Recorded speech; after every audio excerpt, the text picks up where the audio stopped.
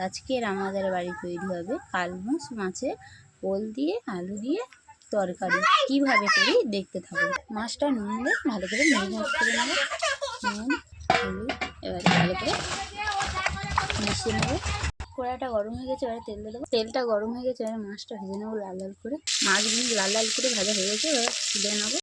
ওই তেলে শুকনো লঙ্কা, তেজপাতা আর 5 ফোড়ন দিয়ে দেবো। এবার পেঁয়াজ দিয়ে দেবো। পেঁয়াজটা ভাজা ভাজা হয়ে গেছে, এবারে সবজিটা একটু হালকাভাবে ভেজে নেবো।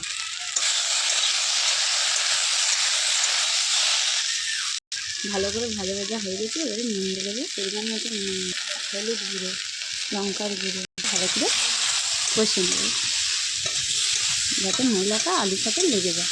ভালো করে কষা হয়ে গেছে, জল ঠান্ডা হয়ে গেছে, এবারে বড়িটা দিয়ে দেবো যাতে সিদ্ধ হয়ে যায়। মশলা বড়িটা দিয়ে দিল। তরকারিটা খুব সুন্দরভাবে ফুটতেছে।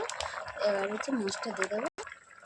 মাছটা দেওয়া হয়ে গেছে, হালকাভাবে নেড়ে ঢাকা দেবো 1 মিনিটের তারে। 1 মিনিট হয়ে গেছে, খাবারটা ছেড়ে দিচ্ছি। হয়ে গেছে, এবার এটাতে জিরে বাটা ধনে বাটা দিয়ে দেবো। আমার তরকারিটা হয়ে গেছে, এবারে লাগিয়ে নেবো। খুব সুন্দরভাবে দেখো মাছের ঝোলটা হয়ে গেছে। এরম হালকা পাতলা তরকারি গরমের সময় খুব ভালো লাগে। ভালো লাগলে লাইক শেয়ার কমেন্ট করবে আর পেজটা ফলো করবে।